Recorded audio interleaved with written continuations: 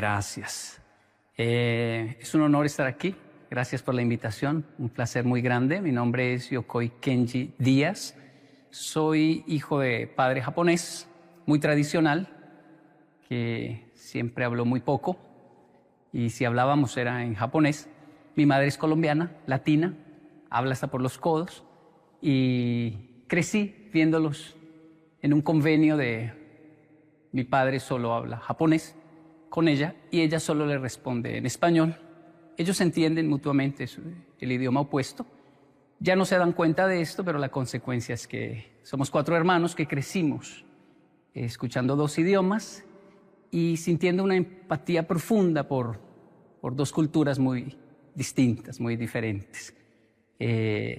Soy casado hace 23 años. Tenemos 2 hijos. Kenji David tiene ya 22 años, nuestro hijo mayor. El menor tiene 16, Keigo Daniel. El mayor nació en Japón, el menor en Colombia. Soy trabajador social. Me dedico hace muchísimos años a analizar patrones de comportamiento en nuestra sociedad para entender un poco el porqué de cosas muy positivas como la disciplina del japonés y sus éxitos, algunas muy negativas como el porqué del suicidio en un país como Japón, de cosas muy positivas como el porqué de tanta alegría y esa capacidad de improvisar del latinoamericano, el porqué de la violencia en Latinoamérica y patrones de la pobreza que son difíciles de combatir.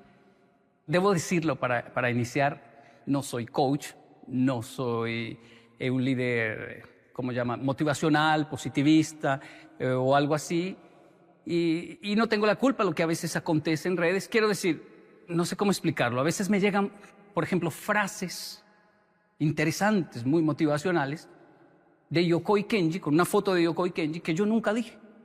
Y las veo y digo, wow, pero yo no. Pero pues son buenas, así que me las aprendo ya que son mías, ¿no? y porque se viralizan a veces. No soporto ver mis propios contenidos, mis propios videos. No sé por qué, pasa mucho, ¿no? Uno no soporta escuchar su propia voz por ahí. Yo hablo así, ese es mi tono. Pero me he obligado a hacerlo porque me asustan algunos videos donde llegan con ciertos títulos como 10 pasos para alcanzar el éxito según Yokoi Kenji. Y yo digo, wow, ¿cuáles son? No los conozco. ¿Yo cuándo dije eso? Entonces me siento a ver y son retazos de varios videos, conceptos que crearon uno y crearon, y yo, ya lo entiendo, y se hizo viral. Me llegó uno peor que decía, ¿cómo ser rico según Yokoi Kenji? Ahí sí me senté con mi esposa, le dije, veamos este video a ver cómo somos. Lo peor es que lo digo yo. Soy trabajador social, así que estaba haciendo un trabajo social y alguien me dijo, hey, hay varios Yokoi Kenji por ahí, porque como usted no tiene redes, nacieron varios Yokoi Kenji por su contenido que otros están filmando. Yo, pero no entendía, fui a ver y encontré varios Yokoi Kenji. Les escribí, o sea, hablé conmigo mismo varias veces. Fue raro realmente hablar con personas. Hey, ¿qué está haciendo, loco?, les decía yo. ¿No? ¿Qué hace? Sí, hijo mío, ¿qué quieres?, me dice. No, ¿cuál hijo mío? Yo soy Yokoi Kenji. Y me respondían, ¿y yo cómo sé que tú sí eres Yokoi Kenji? No, pues yo por lo menos sé que tú no eres, devuélveme el nombre. Y bueno, ya hoy todo lo que está allí certificado somos nosotros. Y siempre acostumbro enseñar un poquito de japonés antes de toda intervención. Dicen en Latinoamérica, para romper el hielo. No sé si quieren aprender. Sí. Es una de las mejores técnicas para aprender japonés es no pensar en español. Eso, solo disfrutarlo como si fuésemos niños. Tal vez por eso le va muy bien a los niños aprendiendo otro idioma. Con todo respeto, como si fuésemos niños, con todo respeto, nariz en japonés se dice hana. Por favor, haga así conmigo. Hana. Excelente. Mimi. Una vez más. Hana. Mimi. Kuchi. Ese es fácil por lo de kuchi kuchi, ¿verdad? Otra vez, por favor. Mimi, kuchi, hana, me, ojo se dice me. Y la última, atama. Atama, hana, me, Cuchi, Mimi. Vi que aprendieron. Por favor, tóquese Mimi. Muy bien, excelente. Por favor, tóquese Cuchi. Ese es fácil. Por favor, tóquese Hana. Muy bien, no, iban bien. Estaban bien, estaban bien. Por favor, tóquese Me. Ahora sí, Atama. Solo hay una forma de verificar si realmente lo aprendimos o no. ¿Qué le parece? De pronto sea prematuro, pero es que lo veo haciéndolos muy bien. Yo me toco la parte del rostro y usted lo pronuncia en japonés. De pronto funciona. Intentemos.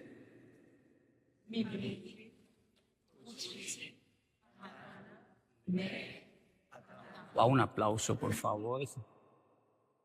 Eso fue muy rápido, muy bien.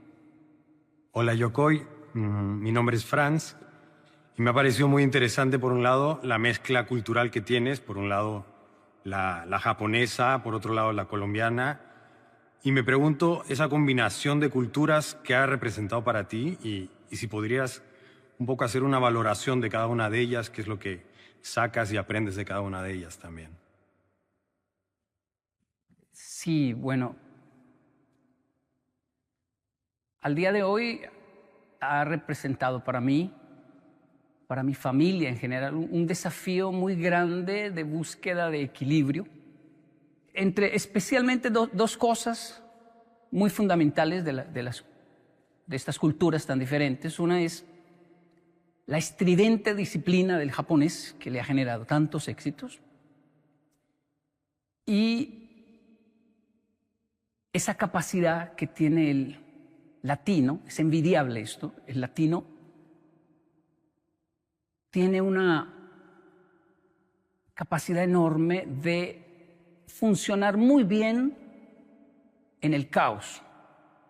Es casi que adicto al caos, porque en el caos le va muy bien. En el caos se requiere improvisar, no tener miedo, pararse muy fuerte, y como parece ser que desde la infancia estas comunidades, nuestra gente, digo yo, tuvo que enfrentar cosas muy complejas, una época muy violenta, incluso de los padres a los hijos, amenazas no solamente de guerrillas o algo así, no, amenazas de si llegas tarde, te mato a golpes. Y el latino llegaba tarde. Eso le dio una elasticidad al cerebro del latino, que él no lo sabe, pero cuando sale, cuando va a Japón o está en Europa, reacciona de una manera e improvisa que asombra realmente. ¿Cómo pueden ser tan buenos en el caos? La zona de confort del latino es el caos. Pero cuando no hay caos, el latino se estresa. Cuando hay que cumplir un método, cuando hay que llegar puntual, cuando solo hay que hacer caso. Cuando dice, hey, nadie te va a matar, no, solo tienes que hacer esto así. El latino comienza de pronto a picarle todo, a decir, pero ¿quién me va a amenazar para que yo haga las cosas bien? Como, esto, por supuesto, es inconsciente, ¿no? Pero es envidiable la capacidad que tiene el latino de no ahogarse en un vaso de agua, aunque tiene una tendencia a quejarse mucho cuando está en un mar. El japonés, por otro lado, tiene algo que yo envidio también mucho, que es su sentido de tribu. Los japoneses, lo resumo en una corta historia. Llego con mis hijos a Japón, veo dos niños jugando en la escalera eléctrica, dos japonesitos. Miro a mis hijos y les digo, miren lo que voy a hacer. Niños, pongan cuidado. Keigo y David, pongan cuidado. Y miro a los niños japoneses y les digo, abunai, abunai. Eso es peligroso.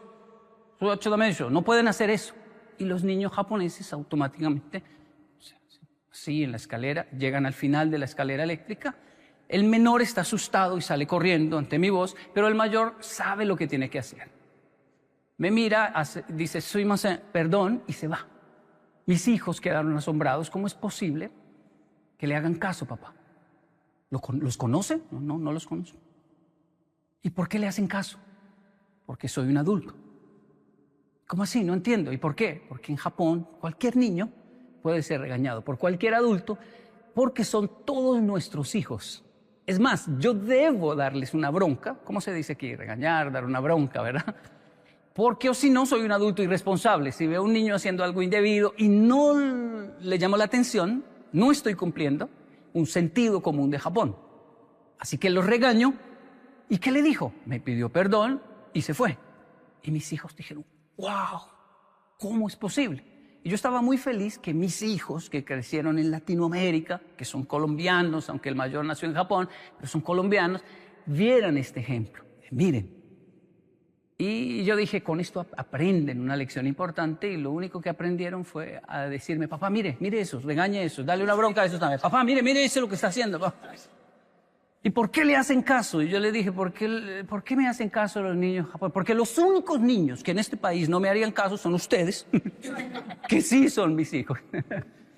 Porque son latinos y vamos, están acostumbrados al caos. Me dio una bronca, pero a la tercera le hago caso, voy al límite, lo llevo a papá al límite y me devuelvo. Y sé manejar muy bien ese límite.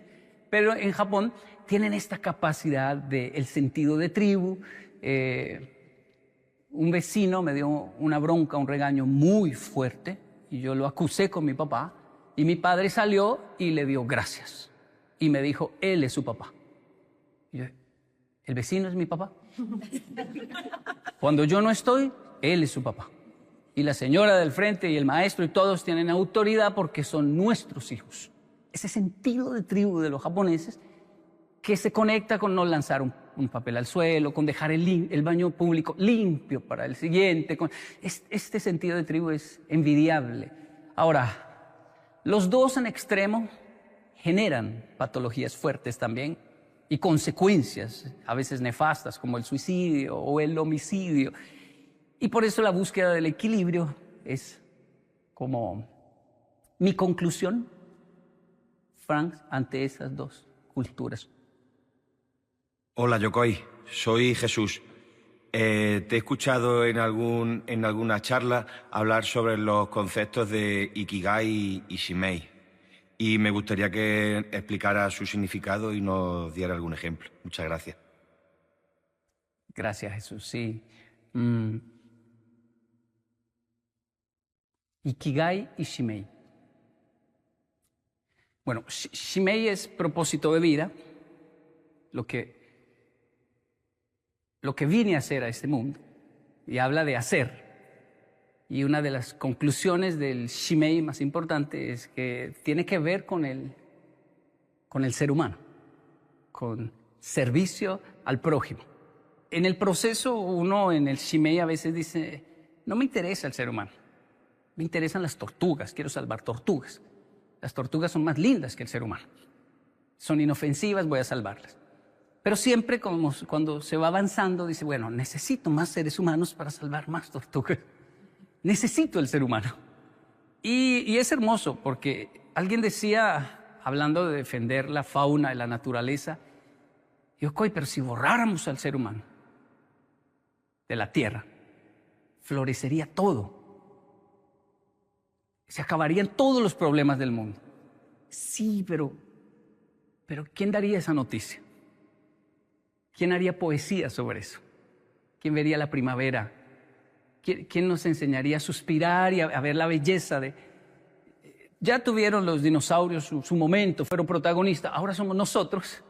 Y aunque somos un problema, al mismo tiempo somos una de las mejores soluciones también para muchas situaciones. Eso es Shimei. El mundo de Shimei es muy interesante. Ahora está el concepto del Ikigai.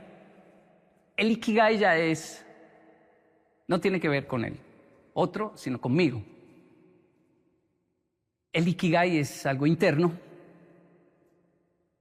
Un ejemplo sencillo es que si yo tengo un Shimei definido, un propósito de vida definido, se puede truncar si acontece un accidente, si caigo preso por alguna razón y entonces ya no puedo ir a salvar las tortugas, o se puede truncar un propósito si pierdo mis manos, entonces debo cambiar a otro.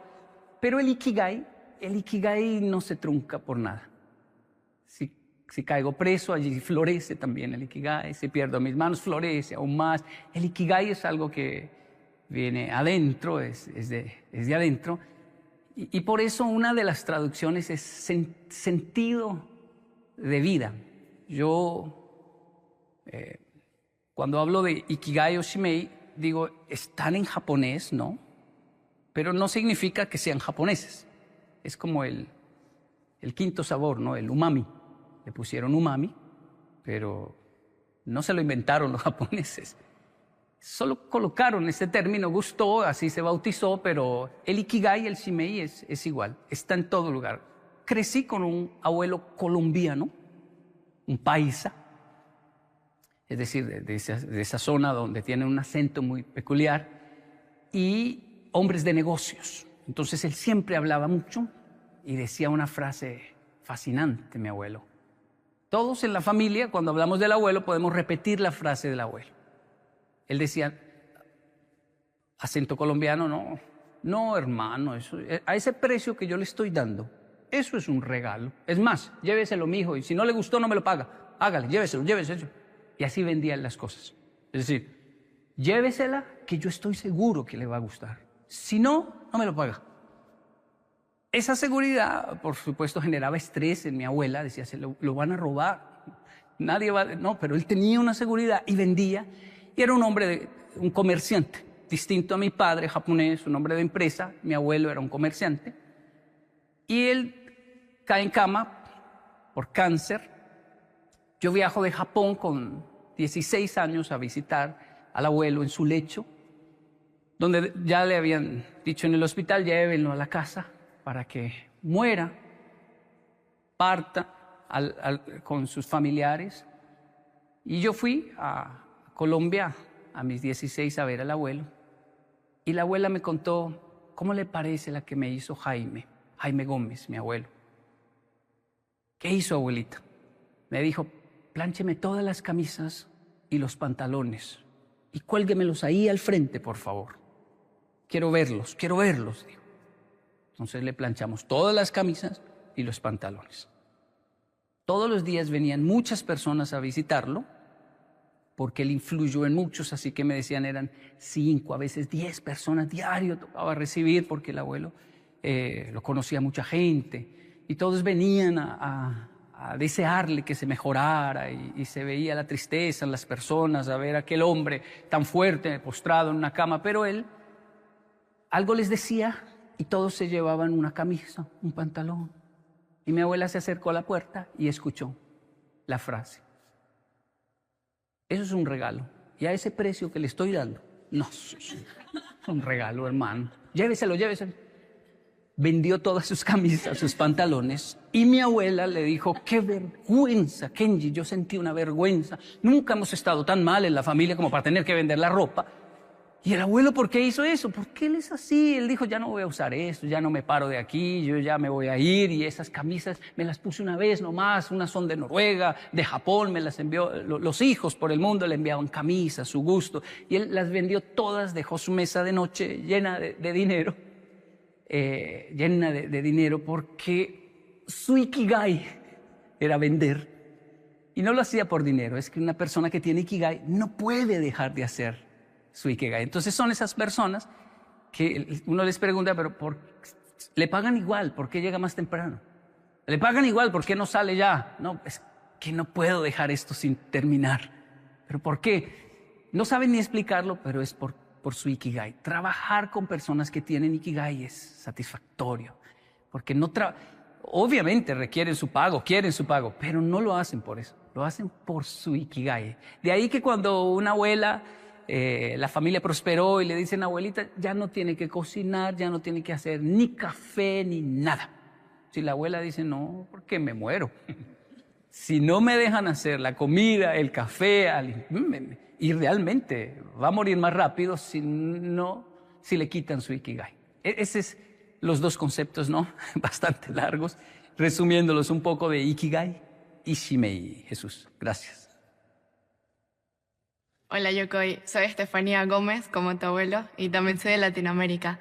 He notado que, como tú, me fascina el concepto de la felicidad y me gustaría saber si nos puedes dar un concepto de lo que es la felicidad y si tienes alguna historia conmovedora que quieras compartir. Gracias, Estefanía. Sí, bueno, yo aprecio los dos conceptos profundamente la felicidad y la tristeza. Y van de la mano siempre.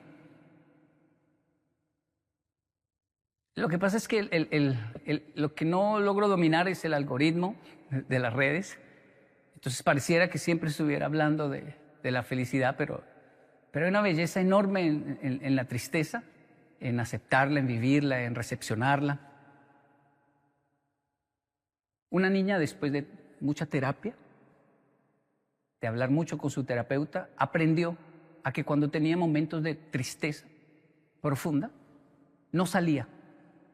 Porque antes lo que hacía era salir de fiesta, salir de rumba, buscar a alguien que la sacara de ese entorno. Y aprendió a que cuando estaba triste, incluso la llamaban y le decían, ¿vamos a salir? No, tengo visita. ¿Tiene visita? ¿De quién? No, una amiga. La amiga tristeza me visita. Y en terapia entendí que debo recibirla, atenderla. Así como atiendo la alegría y me voy de fiesta y hago cosas cuando estoy alegre, bueno, ahora estoy triste y tengo que sufrirla. Porque si la evado y me voy de fiesta y obligo mi cerebro a ser feliz y le doy solo dopamina, la tristeza cada vez va a llegar con más fuerza y va a ser muy peligroso. Así que lo mejor es recibirla y despacharla. Dicho esto, yo entré en una profunda tristeza en Japón, porque soy latino, como notarán, mi nombre, mi fisionomía, pero yo soy latino. Creo que mi esposa es más japonesa que yo. Sí, es más pragmática. Yo soy muy latino, pero llegué a Japón con 10 años y pues era un niño que hablaba mucho. Que no reprimieron al expresar lo que sentía. Y llego a un país donde no entiendo y no me entienden. Y entro en un silencio de meses solo mirando, un silencio profundo, que después entendí lo importante que fue para mí este silencio, pero me dio mucha tristeza. Me generó mucha tristeza. Y los otros niños, algunos llegaron a ser crueles conmigo, como el bullying de Kenji, que Kenji no entiende nada, mándenlo para el salón 8. Yo era del salón 5, éramos del salón 5. Existía el salón 6, pero no el 7. O sea que el 8, yo deduje, debe ser como una forma japonesa de decir que lo manden para el infierno porque no entiende nada, algo así. Caminando por la escuela descubrí que sí existía el salón 8, Hachikumi, salón 8. Lo recuerdo hasta hoy. Fui muy feliz en el salón 8. Me paré en la puerta del salón 8 a mirar y decir, sí, aquí es donde me envían siempre que no entiendo algo. Y cuando miro hay una maestra con 7 alumnos, la mayoría con síndrome de Down. Era el salón de los niños especiales, el salón 8. Estaban jugando con plastilina, masilla de color. Caían mucha saliva a los pupitres. La maestra tenía una toalla y cada uno tenía una toallita y con eso limpiaba la boquita de los niños y una para limpiarlos. Yo quedé hipnotizado viendo esa escena y comencé a sentir mucha rabia porque dije, por eso me enviaron al salón. Hasta eso me demoré al entender. Ya sé lo que me quieren decir con... Y quería ir a golpearlos. Era tan fácil para mí golpearlos. Lamento decir esto, pero para la falta de educación en nuestros países hace que no dialoguemos y seamos violentos. Así que era muy fácil para mí ir a golpear al niño, pero tenía una profunda debilidad por la plastilina. Y estaban jugando con plastilina. Y yo estaba en un país que no entendía nada y la maestra me habló por mi nombre. Kenji-kun, no, ¿qué hace ahí? Entre. Dijo una palabra que me enganchó. Tetsudatte, ayúdeme. Yo entendía muy bien la palabra ayuden, porque el maestro le decía a todos, ayuden a Kenji, Kenji, tetsudatte, ayuden a Kenji, lleven a Kenji, traigan a Kenji. No entendía nada. Y ahora la maestra dice, tetsudatte, ayúdeme.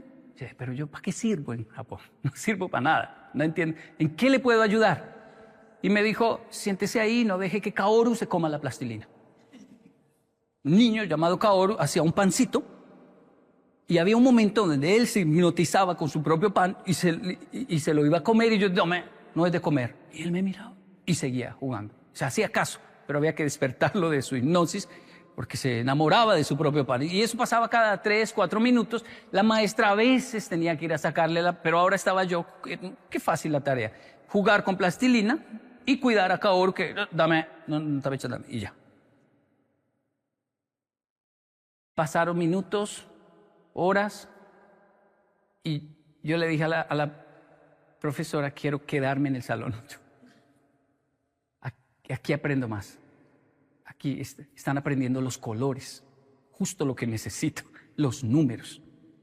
Y yo me demoro para aprender, pero ellos se demoran más porque son muy felices y solo quieren jugar. Entonces ellos sí aprenden, pero tienen que enseñarles con canciones, con juegos. Y era justo lo que yo necesitaba. Además me sentía como un profesor improvisado. Pasar de no entender nada en un salón así mirando al aire, 3 tipos de escritura, ahora ser el profesor de unos niños que se están comiendo la plastilina y yo les digo que no, y cantemos, y ahora los colores, y otra vez los colores. La maestra abogó por mí con los otros maestros, déjenme a Kenji aquí en el salón 8. Él realmente aquí es funcional y va aprendiendo. Yo le enseño. Me quedé en el salón 8, lo que comenzó como un bullying y que me generó mucha tristeza, me sacó de la tristeza. Salón 8, fui muy feliz en el salón 8. Y también creo que inconscientemente me acercó a una problemática social que tal vez me generó esta inclinación a lo que hoy hago, que es el tema de lo social, ¿no? Así que no sé si sirva, pero evadir la tristeza a veces es evadir la misma felicidad. Hay que manejar respetar los dos conceptos. Hola, Yokoi. Quería preguntarte qué importancia tiene la educación para ti y para el desarrollo de las personas. Recuérdame el nombre, perdón. Mauro. Mauro. ¿Qué edad tienes, Mauro? 16. 16. Gracias, Mauro. Mauro, yo estoy muy sorprendido positivamente por lo que pasa con la educación actual. Porque hablo con mis hijos y hay algo dentro de mí, o en realidad es alguien dentro de mí, que no quiere mucho a mis hijos. Y es el Kenji de mi infancia. Yo amo a mis hijos, pero mi niño interior los odia un poco. Porque mi niño interior no entiende por qué tienen tantas facilidades cuando él no las tuvo. Y por qué nos obligaron a leer, nos obligaron a escribir, nos obligaron a la educación. Y ahora ellos tienen la opción de qué quieren estudiar, de si quieren comenzar a leer, si no, escojan el libro que quieren leer. Y eso le molesta a mi niño interior. Pero cuando hablo con mis hijos, saben mucho más de lo que yo sabía a la misma edad, y eso me impresiona muchísimo. Y cuando les pregunto, pero ¿por qué sabe eso? O sea, ¿dónde lo leyó? Pues no, lo escuché a un profesor que es youtuber, un maestro que es tiktoker. ¿Por qué sabe tanto de química? ¿Por qué le está yendo bien en química? Es que yo sigo hay un hombre fascinante que sigo con mis hijos, Hassan Taolalla. Hassan Taolalla, él es científico y trata todos esos temas. Pero la forma en que los trata es, ¿y qué pasaría si Superman corre a esta velocidad e intenta detener un tren? Y entonces, claro, engancha a los jóvenes, y mi hijo sabe de toda esta terminología. Eso repercute en buenas calificaciones y además en criterio propio, porque ya puedo hablar con mis hijos de capitalismo, socialismo, feminismo, comunismo, cristianismo, todos los ismos, y tienen su punto de vista, pero también tienen criterio propio gracias a las redes sociales. Así que es increíble lo que está pasando en la educación actual. Yo llegué a Japón y no había que leer en español, todo en japonés. Entonces comencé a leerme los libros que habían en la casa, Stephen King. Me leí Isabel Allende. Si hubiese crecido en Colombia no los leo, pero era lo único que mamá tenía. Y me leí todos esos libros y cuando ya no habían, hay una latina que vive yo no sé a cuántas estaciones y tiene unos libros, llévele estos y intercámbielos como si fueran tesoros y viajar horas a intercambiar libros. Descubrimos una librería hispana en Ochanomizu, en Tokio. Hay que ir y pedir los libros y esperar 3 meses a que lleguen por correo. Y cuando llegaban, tasar la lectura, es decir, no leerlo todo porque se acaba y queda otra vez. O sea, imagínese eso. Voy a leer solo un capítulo en el tren, para en unos días leo el otro y lo releo y le saco conclusiones que ni el autor se imagina por el hambre que yo tenía de lectura en Japón. Entonces, creo que son 2 escenarios increíbles que demuestran que el ser humano con mucha hambre crece, pero también cuando hay tantas opciones, ¿no? También es fascinante. Así que es una generación que me impresiona mucho y me gusta hacia dónde va la educación, me gusta mucho. Fue más fácil para mí, Mauro. Fue mucho más fácil para mí que para ti. Porque yo solo tenía una opción, solo una opción. Ser traductor y estudiar humanidades y no más. ¿Qué quiere hacer Kenji? Eso. ¿Y por qué? Siente una pasión profunda porque no hay sino eso. Es más difícil para Mauro. Cuando le muestran tantas, es muy difícil, el cerebro sufre. Y el adulto es muy cruel, dice, pero mire, yo solo tenía eso y lo hice, ¿cómo no va a poder con todo lo que le estamos dando? Pues eso es lo difícil. Es increíble, pero cuando uno está en una nevera, y si solo hay una salchicha y unos huevos, adivine qué vamos a comer. Y vamos a hacer un plato. Pero cuando la nevera está llena, el cerebro sufre tanto que incluso teniendo hambre, la ansiedad se la quita y dice, no sé, es que no sé qué comer porque está llena. Ustedes son de una época que tienen la nevera llena de opciones y por eso la tienen difícil. Mis hijos, Mauro, la tienen muy difícil. Y no piense que es anormal o es desagradecido por no saber ni qué estudiar. Es normal, es muy difícil esta época, pero bueno, es lo que hay. Tiene también su parte fascinante, como lo dije al principio. Hay maestros que nos marcan de por vida. Es una vocación maravillosa. Primero la maestra del Salón 8. Luego estaba el profesor de inglés.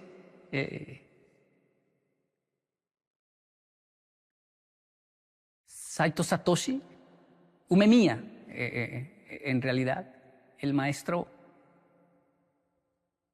Bueno, era crítico estudiar inglés. Para el japonés es muy difícil estudiar inglés porque el japonés es como el español, es plano en la pronunciación. Arigato, sayonara. Pero el inglés no, que haga la lengua así. Banana, banana, banana. ¿Ah? Y el japonés entonces llevan un nativo, salón por salón, a que haga a todos mirar cómo hace la lengua, a dibujarla para poder. Pero el maestro de inglés japonés, que era para mí trágico verlo porque yo no hablaba japonés, solo hablaba español y ahora tenía que aprender inglés en japonés. Yo lo veía y decía, no, ahora viene la confusión de mi vida. Pero casualmente él era disruptivo, es decir, un profesor loco, porque se subía al pupitre, a su mesa, a la mesa, se subía ahí. O sea, un japonés no hace eso, nunca. Él se subía y gritaba, Minasan, jinsei wa subarashi, la vida es maravillosa, y saltaba y lo escribía en inglés. Y toda la clase era así, la vida es maravillosa, y encontrárselo en los pasillos era terrible porque lo agarraba uno de Yokoi, que niño Yokoi, lo agarré. La vida es maravillosa. Y pues uno decía, qué maravilloso le ve a la vida. Cuando hay que aprender inglés en japonés y ya se me está olvidando el español, no entiendo japonés, menos voy a aprender inglés, estoy confundido. Mi vida es una tristeza y tengo que aguantar a este señor gritando que la vida es maravillosa. Yo me gradué a los 18 años, lo vi en la estación de Nakayama. Él me invitó a un café, es que parecía un latino. Coge Dominico, vamos a tomar café. Y hablaba y seguía igual y yo lo miraba y yo me sentía ya, yo era ya traductor de una institución importante, yo me sentía como adulto, como serio, como... De hecho, cuando nos vimos, él gritó, ¡Yokoi, niño Yokoi, la vida es maravillosa! Y yo corrí ahí como a decirle, cállese, qué vergüenza, yo ya soy un adulto. A esa edad uno piensa, soy un adulto, no, soy un niño. Y él hablé duro, un japonés muy diferente. Y le dije, yo le pregunté, porque dije, bueno, tal vez nunca lo vuelva a ver. Tengo muchos planes de viajar por el mundo, pero quiero sacarme esta espina con este profesor. Y se lo dije. No le dije ridículo, ¿no? Que eso era lo que pensábamos todos. El maestro es tan ridículo. Nande sonnae. Maestro, ¿usted por qué era tan dinámico? Le dije, tan alegre. Los japoneses no son así. Los otros profesores también lo veían raro. Y usted sigue así. Y él mezclando el café me dijo, Himitsu nande. Es un secreto. Pero como no eres más mi alumno, te lo voy a contar. Mi esposa, profesora también. Nos conocimos en una convención de maestros. Nuestra pasión, enseñar. No quisimos tener hijos porque teníamos muchos todos los días atendiendo. Pero ella cayó en cama con leucemia. Yo prometí quedarme con ella hasta el final, arrodillado, incluso irme con ella. Y un japonés cuando dice eso es kamikazes, harakiri, es honor, samurái, me muero por la causa. Y esta causa no es una guerra, es mi esposa, es el amor, me muero con ella. Pero ella no le permitió ni siquiera que se quedara arrodillado con ella. Le dijo, si me amas de verdad, tienes que ir a enseñar, porque yo no puedo, estoy en una cama. Y mi única felicidad en este momento es saber que mi esposo está yendo a enseñarle a los niños.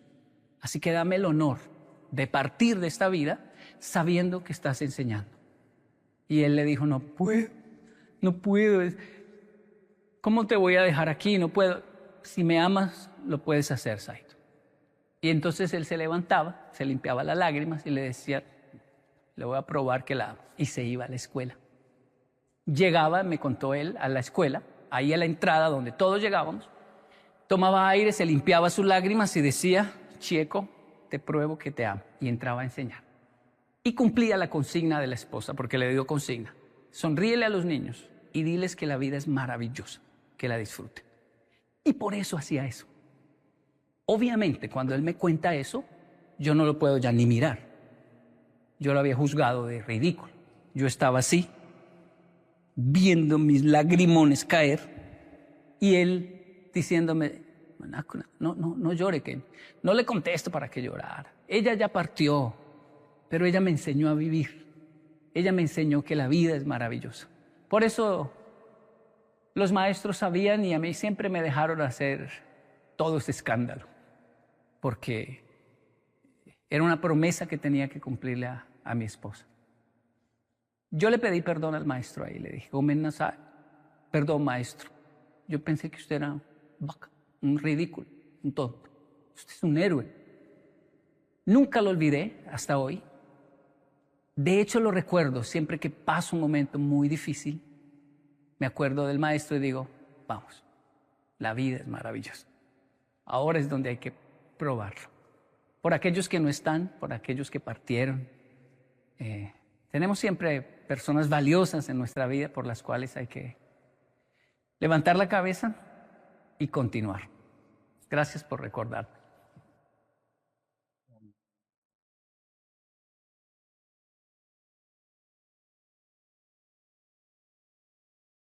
Hola, Sensei Yokoi. Mi nombre es Andrés.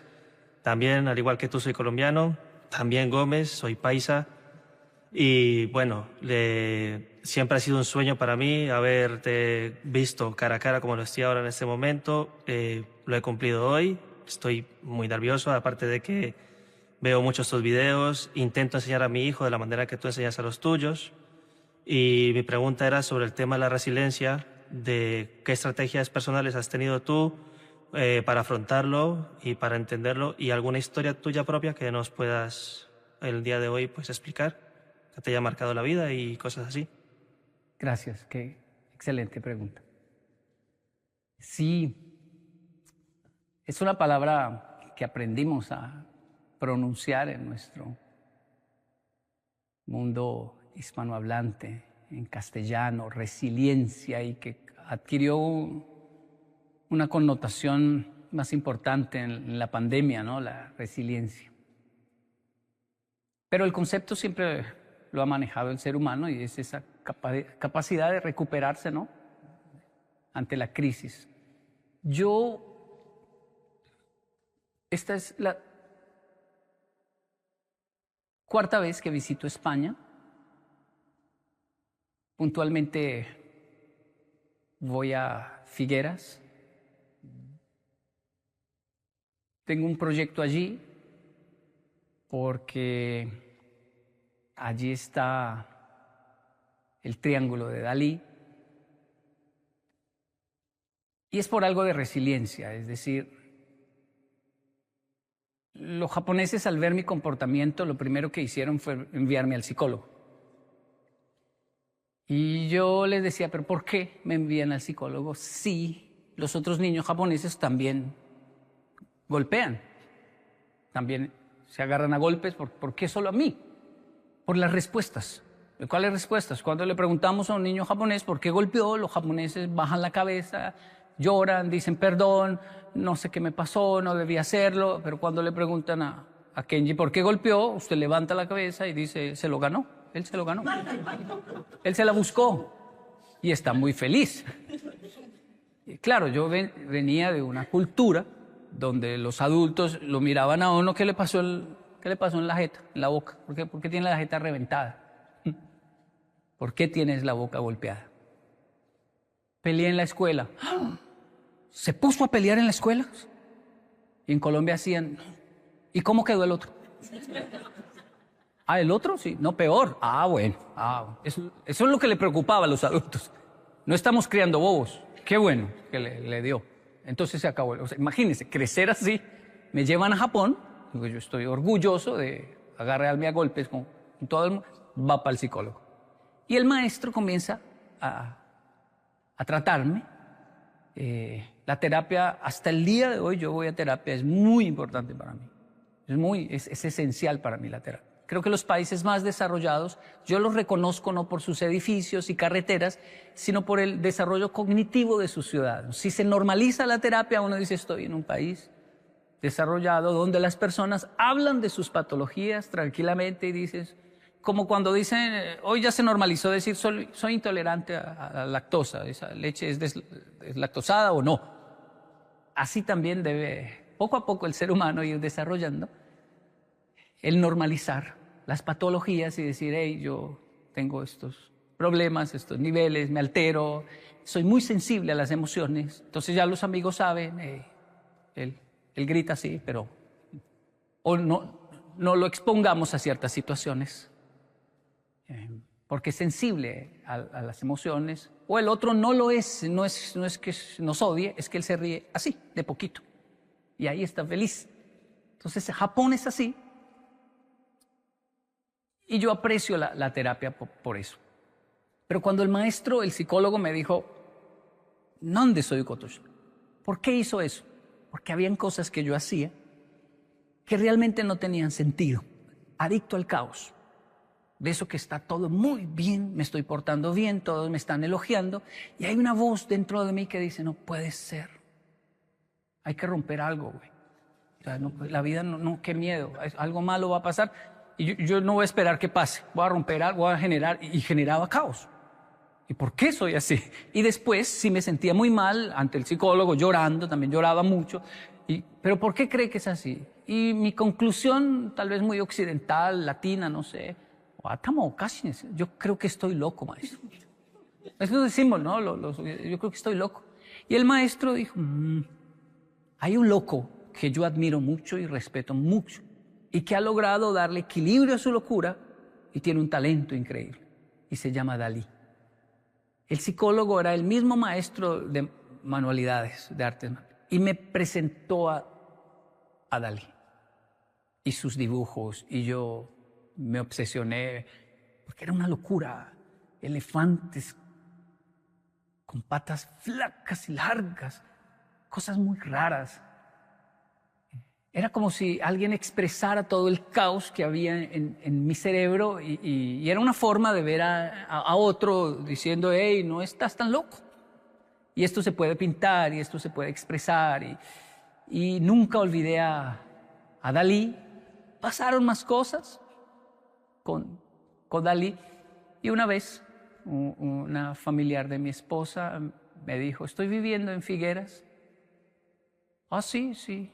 ¿Qué tal es Figueras? No, es bonito, vienen muchos, por ahí hay muchos japoneses. Sí, ¿y por qué? Vienen a ver, hay un pintor que no sé, tiene su casa ahí y la gente. ¿Y cómo se llama? No sé, Kenji, pero investigue, ay, es ese, tiene bigotes, es Dalí. Y entonces viajamos a conocer Dalí y hay fisuras, fracturas en el ser humano. El japonés cuando se le cae una taza de té, tiene una oportunidad de salvarla muy importante, y es que le hace kintsugi. La pega otra vez y en las grietas las profundiza y le aplica oro. Y así no pierde una pieza valiosa que heredó del abuelo. Todos dicen, la dejó caer en su generación, sí, pero le dice kintsugi. Ah, bueno. Y el kintsugi ahora tiene unas grietas que ninguna otra taza tiene, obviamente, pero están en oro, resaltadas. ¡Oh, qué hermoso! Esto no puede ser a propósito, tiene que ser involuntario y en una taza de tanto valor. Eso nació hace muchos años con un emperador que le envió este desafío a sus artesanos para salvar 2 tacitas. Y uno de ellos dijo, resaltemos las grietas, las llenamos de oro y la vida es así. No, mi señor, no se puede quitar lo que pasó negativo, pero podemos resaltarlo con oro. El hombre le gustó la idea y hasta hoy existe el arte del kintsugi. Resiliencia para mí es eso, es no esconder las grietas, primero profundizarlas, es decir, buscar los pedazos y profundizar más en ellos para que no sanen en falso.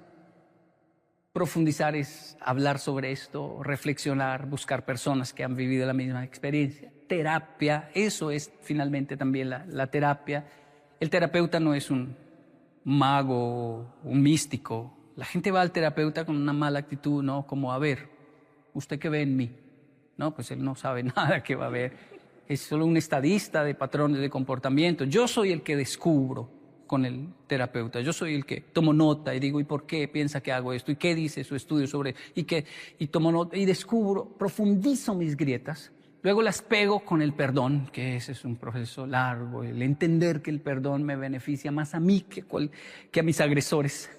Pero debo perdonar para no vivir con toda esa gente dentro de mi ser, como vivía la poesía. María vivía con 6 esposos. Solo uno era real, María, pero 5 eran imaginarios. María vivía con 6 esposos. Uno real, 5 imaginarios. Uno en la nevera, otro en la lavadora, otro en la alacena, uno debajo de la cama. Eran todos los hombres que le habían hecho daño desde su infancia. Y ella vivía con ellos y le hablaban y le recordaban y le hacían llorar, y el pobre real era el que pagaba las consecuencias de todos los otros 5. Nadie sabía que ella vivía con 5 maridos hasta que los perdonó. Y perdonarlos fue sacarlos de su casa, porque el perdón hace eso, libera. Y pudo entonces tener su vida con su esposo real. Porque si no se vive, si no se perdona, uno duerme con todas esas personas. Obviamente esto aplica a hombres, mujeres, no tiene género el tema del perdón. Pero eso es resiliencia. Profundizar mis heridas, luego perdonar y finalmente aplicar oro, que es bueno, el servicio, el amor, la gracia, conceptos fascinantes, donde uno dice, como a mí me pasó, no voy a permitir que a otros le pasen, quiero hacer algo. Y es donde eso es aplicar oro ahora a la grieta. Primero profundizo mi herida, la sano con el perdón y ahora le doy un propósito, ¿no? Eso es oro, hacer algo con mi historia para que otros no tengan que vivir lo mismo o por lo menos se sientan acompañados. Hey, yo viví lo mismo y sé cómo es ese proceso. Una persona que hizo kintsugi, resiliencia de verdad, por ejemplo, no habla mal de su primer matrimonio. No tiene cómo hablar mal. Dice, sí, lo máximo que va a decir es, aprendí mucho. Ella y yo aprendimos. Gracias a esos errores que cometimos los dos, es que hoy en día puedo disfrutar bien mi relación actual. Pero no habla mal del pasado porque hizo kintsugi, lo resaltó con oro y está incluso agradecido con todo ese proceso. Hola, Yokoi. Yo soy Alicia. Estoy fascinada escuchándote y lo primero, darte las gracias por compartir tanta sabiduría con nosotros y también con las nuevas generaciones. Y quería preguntarte, te he oído hablar mucho sobre los valores universales y a mí como escritora es algo que me interesa porque entiendo que hacen como de nexo, generan vínculos entre personas y entre culturas y eso es algo a lo que tú le das siempre mucha importancia. Quería preguntarte por qué y también si hay alguna historia en concreto que te haya servido de inspiración en este sentido. Gracias.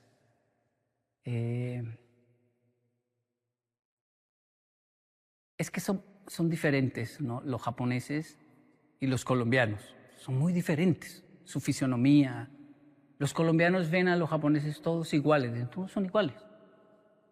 Y los japoneses ven a los colombianos y también dicen, todos tienen la nariz grande, todos son iguales. Todos tienen los ojos grandes. Al principio ese choque genera un choque cultural, le llaman. Y adversidad. Uno dice, son muy distintos. Y conforme uno investiga, uno dice, no puede ser. Es la misma gallina en Japón y la misma gallina en Colombia, pero la gallina en Colombia hace kikiriki, ¿cierto? ¿O no? ¿Aquí cómo hacen en España? Kikiriki. Los japoneses dicen kokekoko. Dicen, no, una gallina no hace kokekoko, güey, ¿cómo se ve? Y quiero ir a escuchar a una gallina japonesa, a ver si es que cacarea en japonés. Kokekoko. Y ellos escuchan kokekoko. Y así hay tantas cosas que uno dice son diferentes. Para ellos el semáforo o la manzana verde no es verde, es azul. Pero es la misma manzana. ¿Por qué la ven azul? Ahora. Y son tantas diferencias que uno se siente como que no, son otro planeta, jamás vamos a entendernos, esto es muy distinto. Y poco a poco me gusta ver la vida del migrante porque yo visito muchos países y veo migrantes que ¿cuánto lleva? 3 meses y estoy que me muero, estoy llorando. ¿Cuánto lleva? 1 año y ahora, bueno, no me he muerto, ya lloro menos. 1 año y medio, ¿y cómo está? Odio a estos y odio a estos me cae bien, estos no tanto, estos sí son... Y 2 años, ¿cómo va? Los odio a todos. 3 años, ¿cómo va? Los amo a todos, todos son lindos.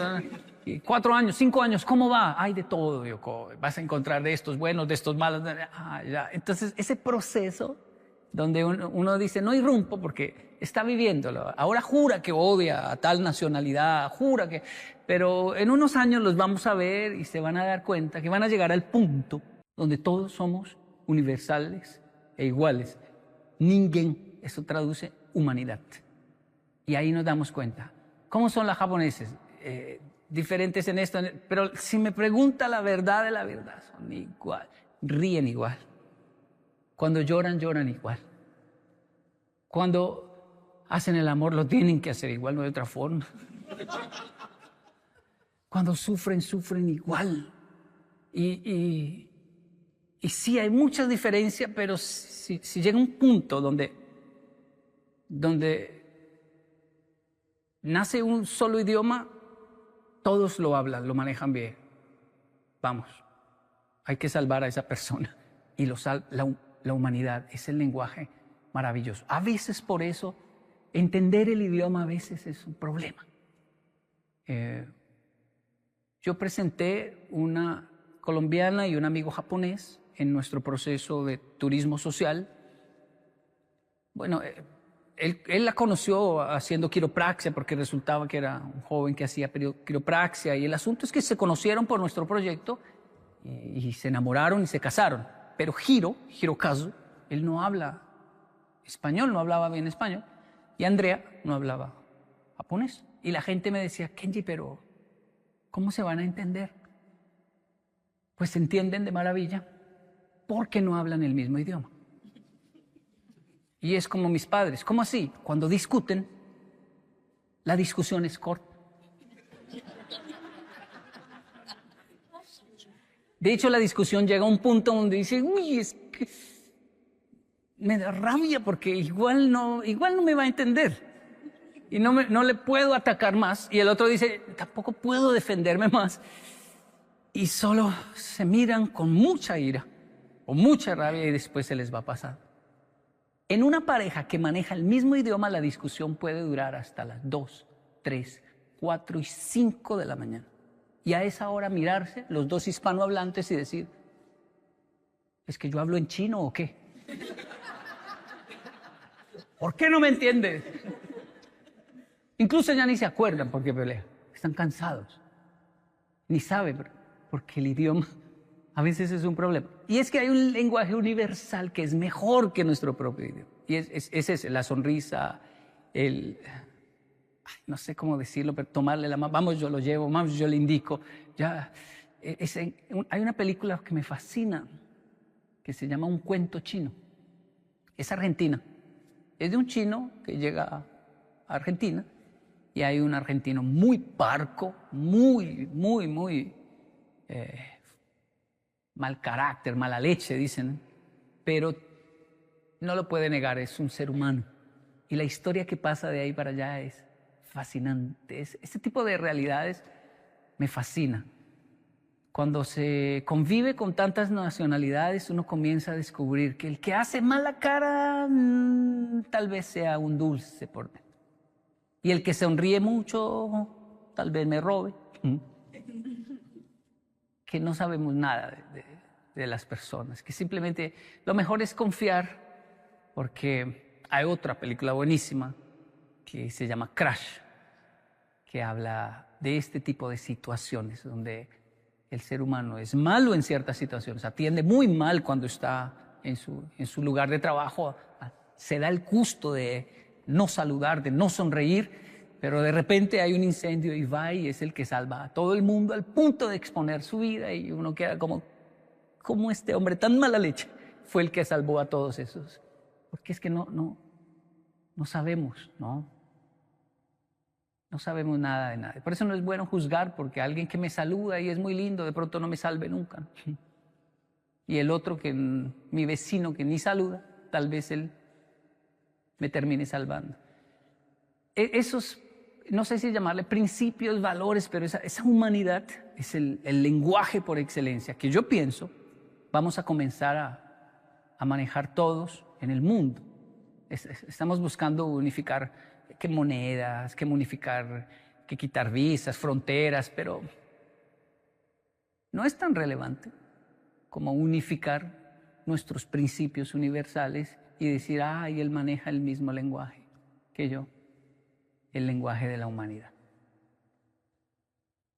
Hola, soy Edisa Gómez, un placer conocerte y me gustaría preguntarte sobre el bienestar emocional, porque creo que es algo que nos preocupa a todos.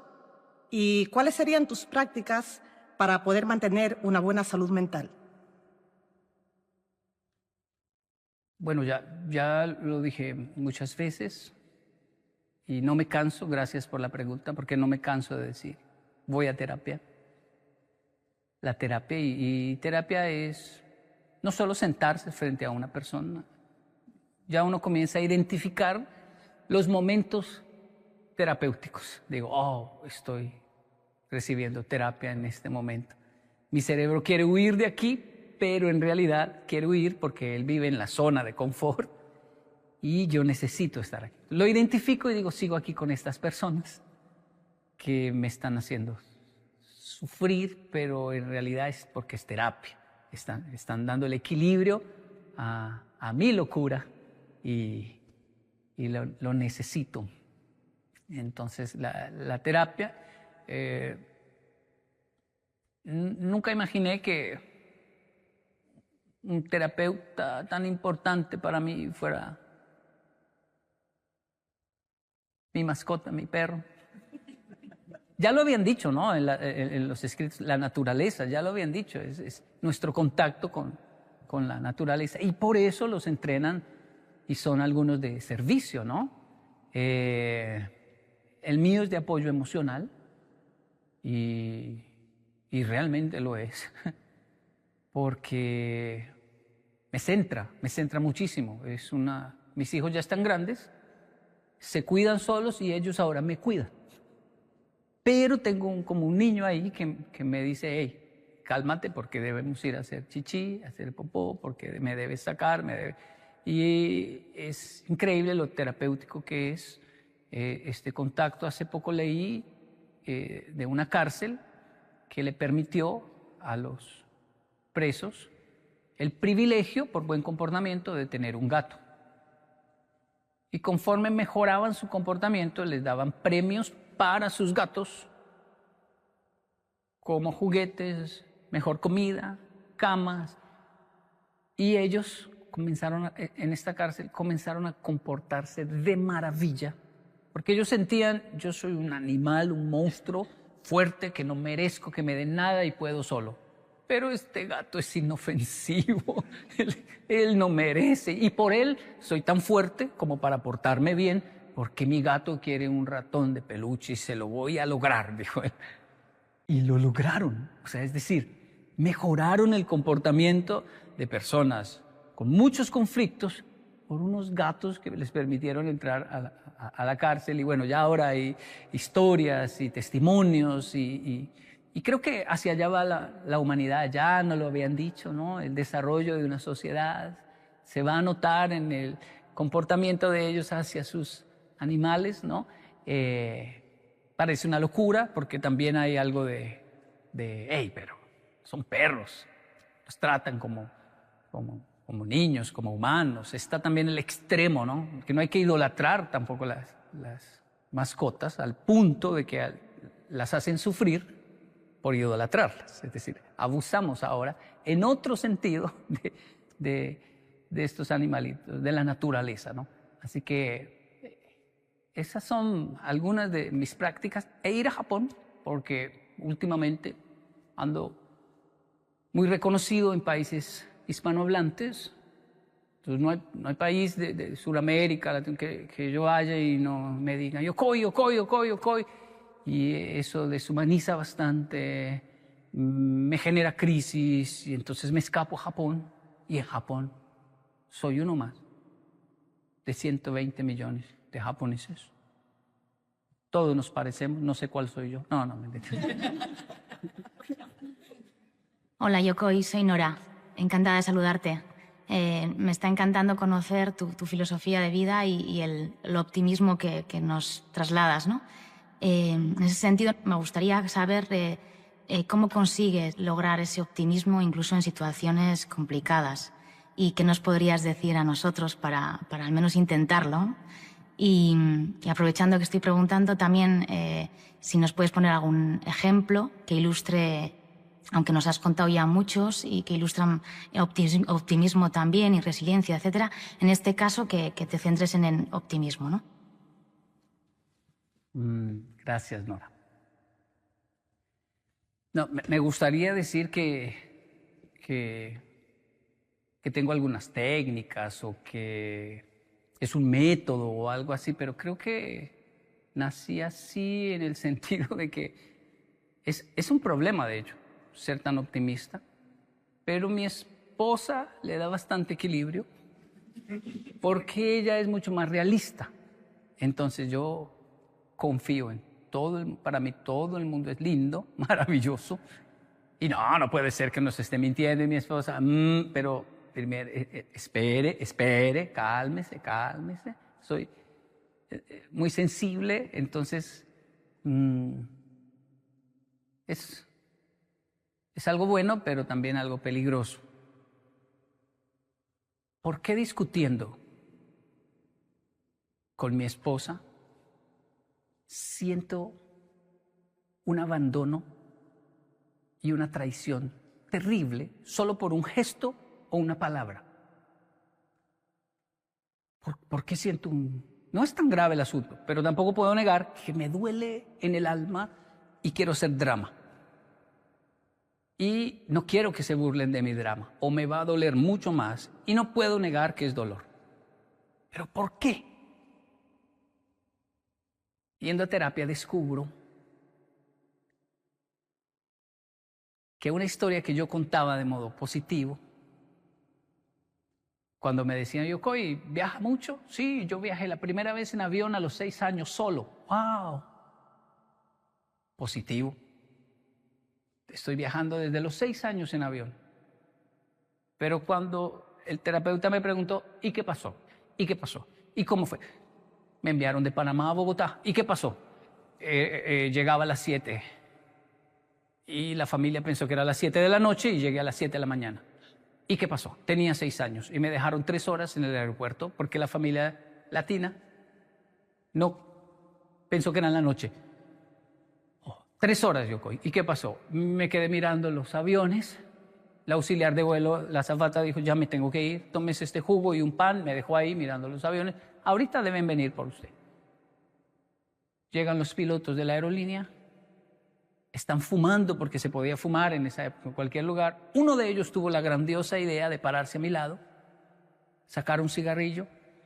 Y me acuerdo hasta hoy lo que me dijo. Yo estaba viendo los aviones, yo no lo miré y él dijo, no, chino, lo dejaron.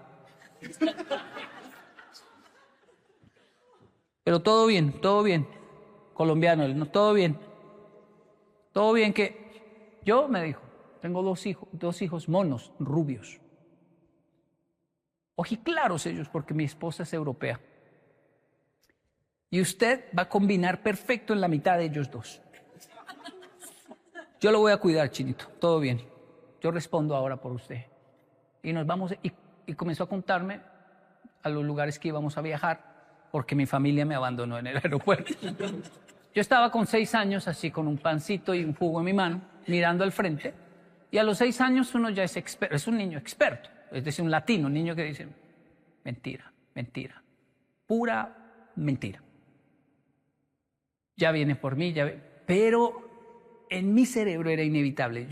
Mi cerebro estaba imaginándose jugando con 2 niños rubios toda la vida, en Disney World, en todos lugares. Yo imagino con mi nueva vida, con este señor. Y todos se reían. Yo había guardado esa historia y de hecho la cuento con alegría, pero fue una tragedia en mi cerebro. Yo jamás pensé que el cerebro asocia esas cosas a situaciones y a conversaciones. Y este piloto, desgraciado, porque no tiene gracia lo que hizo en realidad. Bueno, sí es gracioso, pero se aparece una y otra vez en mi vida y yo no lo he identificado. Se aparece a decirme, no, chino, lo dejaron. Vuelve y dice eso en una conversación con mi esposa. Siento que me dejaron, que se acabó.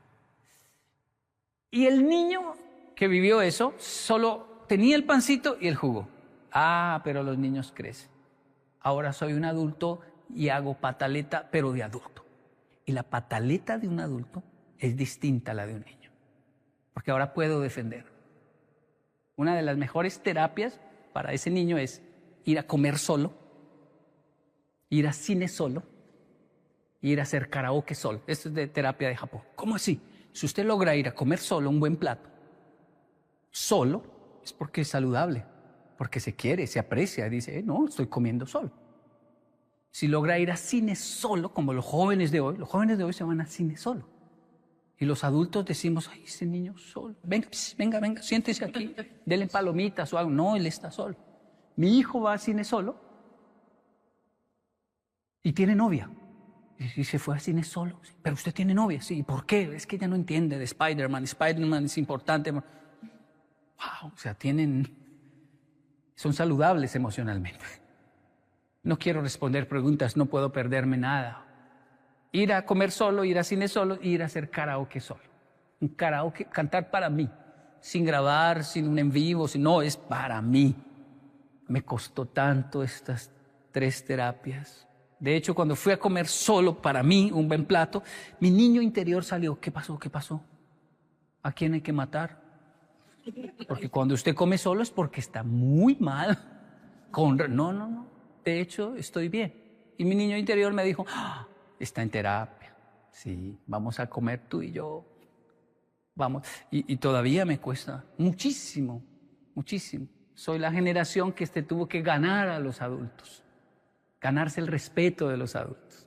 Nuestros hijos son los que nos escuchan decir, no tienes que hacer nada para ganarte mi respeto. Yo te respeto, te amo, no tienes que hacer nada para sentirse amado. Yo te amo, te quiero, así. Y desde ahí vamos a conquistar las diferencias. Así, más o menos así, terapias que hago. No siempre lo logro, a veces pierdo los estribos, pero por lo menos ya sé de qué sufro. Hola Yokoi, soy Vanessa y tengo una pregunta. ¿Cómo animas a las personas a desarrollar su creatividad y también a buscar soluciones innovadoras para su día a día? Gracias. Qué linda pregunta. Creo que siempre me veo, ante ese tema, me veo hablando de combatir la vergüenza. No hay creatividad si tengo vergüenza de qué dirán si hago esto, qué dirán si hago aquello, qué pensarán. Eso anula la creatividad. Yo, como todo ser humano y como todo niño adolescente, sentía mucha vergüenza de todo. Y eso hacía, me lo explicaron a muy temprana edad, que fuera más torpe. O sea, tenía tanto miedo de hacer ruido aquí que hacía ruido. Tenía tanto miedo de dejar caer algo que se caía. De caerme frente a otros que me caía.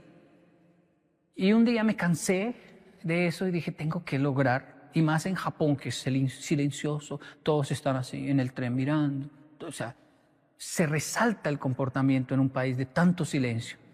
Y yo me estresé tanto que hice una terapia que no olvido nunca. No sé ni por qué la hice, si lo leí, si alguien me dijo, pero yo dije, la próxima vez que me caiga en público, no me voy a levantar. Voy a rodar, a revolcarme mi vergüenza, pensé, muy en español, ¿no? A revolcar. A ver si es que me muero de eso o qué. Pero no aguanto más. O sea, qué pena.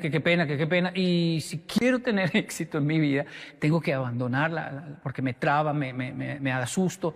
Así que la próxima vez que me caiga, Y lo cumplí. En la estación de Nakayama, me caí. Ya me había caído varias veces y siempre, se me olvidó, pero ese día me acordé, me caí y comencé a rodar. Y rodé unos 10 metros tal vez, es una cosa larguísima. Y me levanté a mirar de frente a las personas que me estuviesen viendo, ¿no? Es increíble, nadie está viendo. No sé por qué tanto miedo si nadie está viendo. Tanta gente y todo eso. Pero obviamente un niño rodando tanto hizo que unos japoneses se detuvieran a mirar así. Y el viejito de mi estación, de Nakayama, de las verduras, salió así a mirar. Y yo me levanté, miré, dije, estoy bien, te ayudes. Y el viejito hizo así. Hasta hoy me acuerdo. Y otro que me estaba viendo aplaudió y todos como 3 personas me aplaudieron y me fui. Hoy recibo bastantes aplausos, pero ese fue el primero. el que arranqué a las malas de combatir mi vergüenza, que ni siquiera, es como un monstruo que ni siquiera existe. Es decir, primero tengo que vencerlo para que nazca la creatividad, porque de hecho, ir donde Dalí es interesante, porque uno dice, wow, hace unos dibujos que uno dice, ah, no, este hombre fue un pintor increíble. Y hace otros que uno dice, uy, no, pero ¿qué hizo acá tan feo? O sea, y cogió un pulpo y pintó, y el otro tiró un huevo, y cosas que uno dice, y tuvo muchos contemporáneos que decían, él no es arte, está loco simplemente. Pero vamos, vergüenza no tenía. Él experimentó, y de que ha llevado un turismo increíble allí y que ha llegado al mundo entero como en Japón, eso no lo puede negar nadie. Pero hay que vencer la vergüenza, el miedo al que dirán. Y es increíble cómo eso se puede llevar hasta la tumba. Nos entierran con ese monstruo si no lo vencemos. Hola Yokoi, me llamo Pablo. Tuve la gran suerte de poder vivir un semestre en Bogotá, entonces he podido conocer un poco la cultura colombiana y quería preguntarte sobre, para ti, ¿qué es el éxito? ¿Qué herramientas podrías darnos en base a alguna experiencia que hayas tenido? Muchas gracias. Gracias. Bueno, esto es el éxito, es decir, poder desnudarse frente a los demás y decir, son mis vergüenzas, pero son mías. Esto es lo que hay.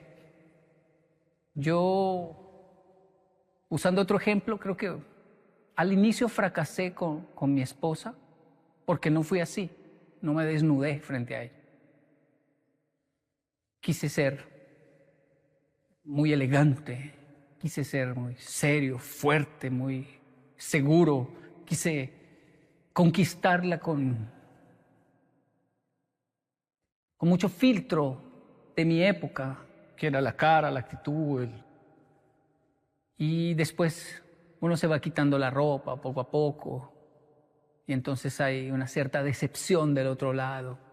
No pensé que fuera así, no pensé. Y siempre dije, claro, no nos enseñaron eso del éxito, de poder emprender, ir hacia el éxito así, desnudándose. Yo debí mirar a mi esposa y quitarme todo y de quedar desnudo frente a ella y decirle, mire, esto es lo que hay. Y con lo que hay vamos a hacer algo. Ahora, tenga en cuenta que está haciendo frío en Madrid, ¿no? Eso no se queda así. Eso no se queda así. Hubiese sido un poco vergonzoso, pero desde ahí, desde ese punto, ¿no? Desde lo que hay, voy conquistando. Pero cuando pasa lo contrario, que lo venden mucho hoy en día, el éxito se conquista.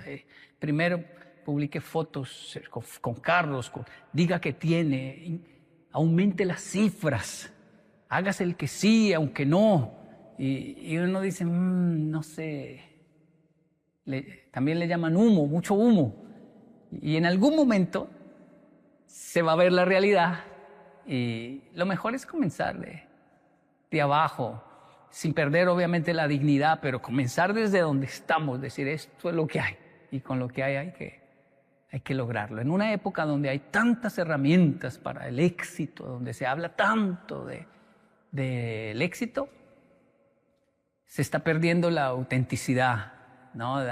Lo orgánico, el decir, bueno, pero esto es lo que hay, esta es mi realidad, esta es la verdad y yo me siento feliz y sé que debo mejorar, pero esto es lo que soy y no voy a tapar mis cifras, mi realidad, mis vergüenzas, mi terapia, mi tristeza, mi depresión, mi dolor, mis fracasos, mi primer hogar, los errores que cometí con el primer hijo, que hasta hoy le pido perdón. Eras el conejito de Indias, o sea, no sabía ser papá. No es que esté tratando mejor a tu hermano, ¿no? Es que sería terrible volver a repetir el trato tan malo. Entonces él lo entiende, éxito creo que es eso. Ahora tenemos sed de ver gente auténtica, real. Me gustan los buenos negocios de alimentos, de comidas, ¿no? Y hay algunos que uno llega y dice, ay, qué bueno, bien organizado, limpio, todo muy bien, perfecto. Y uno dice, wow, pero venga, ya está demasiado limpio, demasiado perfecto. Y cuando sirven uno dice, no sé. Hay otros que tal vez no son tan limpios, no están sucios, pero no son tan brillantes. Y uno dice, wow, qué delicioso comer aquí. Le recomiendo este lugar. No se sorprenda al llegar, no es, bueno, la gran cosa, pero es delicioso lo que sirven allí. Entonces, tener coherencia, ¿no? Es esencial, ¿no? En el camino al éxito. Hola, Yokoi. Mi nombre es Brayana. Un placer estar aquí compartiendo con usted. Mi pregunta es, con toda probabilidad le queden muchísimos años más de experiencia, aprendizaje y lecciones, pero la pregunta es, hasta el día de hoy, el momento presente, ¿cuál es la lección más importante? O de otra manera, ¿cuáles son los aprendizajes más importantes que ha tenido en su vida? Gracias. Hasta este momento, la gracia. Está el perdón, que es maravilloso. Pero luego está la gracia. La gracia es darle al que no merece. Entonces es un riesgo alto darle a alguien que no merece. Pero por alguna razón siento que es una de las lecciones más importantes que quisiera transmitirle a mis hijos. Sepa defender sus derechos, sepa hablar, expresar claro, no confunda a las personas, respete las opiniones de los demás, sepa amar, perdonar, pero sobre todo tenga gracia. Y no sé ni qué decirles a mis hijos para explicarles la gracia. Pero ¿qué es eso, papá? Es darle al que no merece. Pero ¿cómo así? Es que cuando uno le da al que no merece, puede que esa persona se aproveche, porque no lo merece, ni siquiera está pidiendo. Y yo le doy, puede que lo que haga es abusar. Pero hay muchos casos donde la persona recibe un impacto tan fuerte por la gracia que cambia, es decir, no puede volver a ser el mismo. Me trató mal y yo lo traté bien. Me trató mal y yo le sonreí. No puedo, no quiero, pero yo sí puedo por usted y quiero y voy a calmar la situación y voy a abrazarlo. Espere. Ejemplos sencillos es Los Miserables. Un padre deja hospedar a un preso, un fugitivo, ¿no? Un reo fugitivo, lo hospeda, le da comida, lo trata como si fuera un hijo. Las monjitas le dicen, padre, nos va a robar, nos puede matar. No, yo sé lo que hago, y lo trata como un hijo. Y el reo no lo puede creer, tanto afecto, tanto cariño, pero por la noche no aguanta su naturaleza salvaje de su vida y se lleva todo lo de plata, los utensilios, lo mete en una bolsa y se escapa. Lo agarran por allá. Con todo eso, lo traen ante el padre y dicen, este loco dice que usted le regaló esas cosas de plata, este ladrón sinvergüenza. Pero eso no puede ser de él. El padre lo mira y le dice, se te quedaron los candelabros, y le saca otras 2 cosas de plata y se las da. O sea, absurdo. Y las monjas miran al padre y dicen, el ladrón dice, ¿sí ve? No era mentira, él me lo regaló, y se escapa. Pero algo pasa en el cerebro de este ladrón que no puede volver a robar. No puede. No puede volver a hacer nada más. No puede. Algo hizo esto absurdo que hizo el padre, este acto de gracia, que el hombre no pudo y comenzó a darle vueltas esto en su mente. Tantas vueltas que comenzó a estudiar, a leer, a mejorar, a entender la vida. Finalmente cambió de vida, se hizo, creo que fue un alcalde, como un alcalde de una ciudad. Pero aquel policía siempre lo buscó y descubrió, él era un reo ausente, yo lo dejé ir y lo comenzó a buscar. Y bueno, Los Miserables, está el libro de Víctor Hugo, están las películas, deben verlo, pero esa gracia que transforma, no sé ni cómo explicarlo, no la tengo, ni la rasguño. A veces uno tiene visos y uno dice, pude hacerlo. Pero ¿cómo me gustaría que mis hijos la tuvieran? Tienen mucho más que yo. Y eso es hermoso verlo en los hijos. A veces son más tolerantes, más amables, más...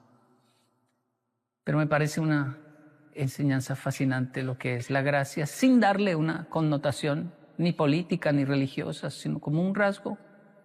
Si es divino, igual está ahí. Al alcance de nuestra humanidad.